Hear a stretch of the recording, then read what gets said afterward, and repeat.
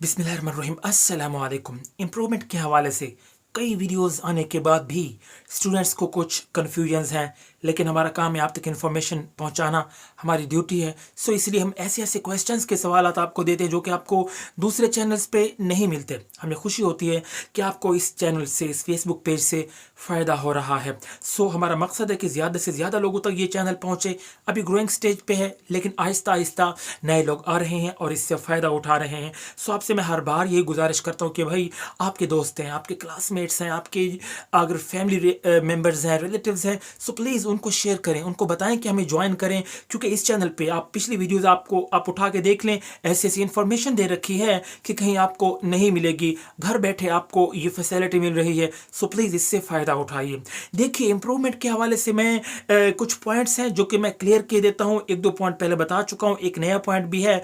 देखिए, मैं बारहा आपको बता चुका हूँ कि इम्प्रूवमेंट का जो आपका रिजल्ट होगा, जब इम्प्रूवमेंट का रिजल्ट आता है या जब आप इम्प्रूवमेंट का इम्तिहान देते हैं, सो इसकी ये खूबी है, सिर्फ इम्प्रूवमेंट के एग्ज़ाम की ये खूबी है कि इसके देने से, इस इम्तिहान को देने से या इसके रिजल्ट के आने से आपका जो पिछला रिजल्ट होता है वो कैंसिल नहीं होता, वो वैसे का वैसे रहता है।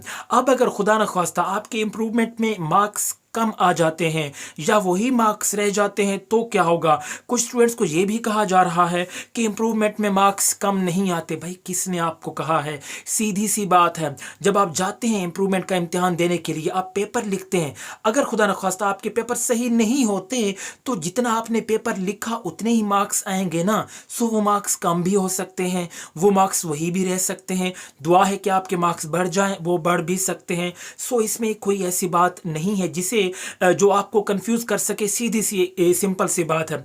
लेकिन अगर आपके मार्क्स हैं जो आते हैं वो कम हो जाते हैं, तो ऐसी सूरत हाल में पिछला रिजल्ट आप कैसे इस्तेमाल कर सकते हैं, यहाँ पर भी स्टूडेंट्स को थोड़ी बहुत कंफ्यूजन है।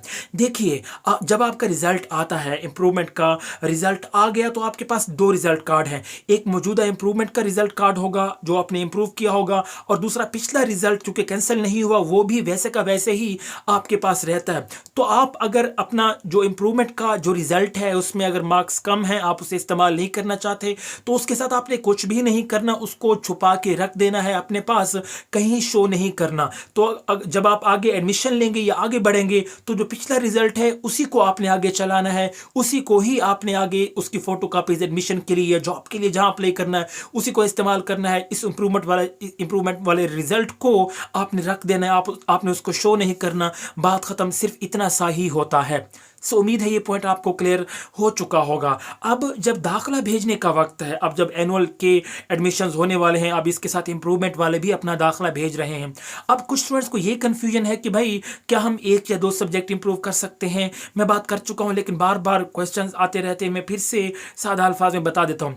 जी हाँ, आप एक या दो सब्जेक्ट का जो इंप्रूवमेंट का एग्ज़ाम है वो दे सकते हैं, लेकिन एक शर्त पर।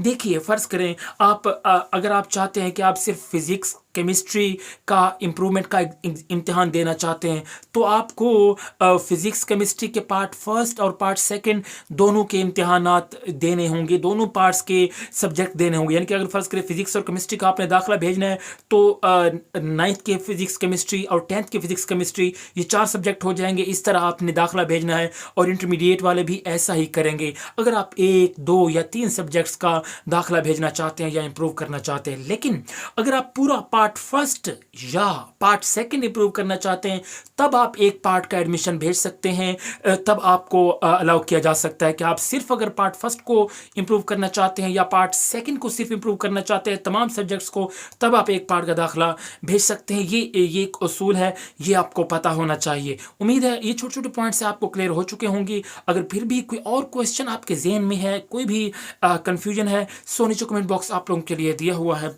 आप पूछ सकते हैं। Thank you so much. अल्लाह हाफिज़।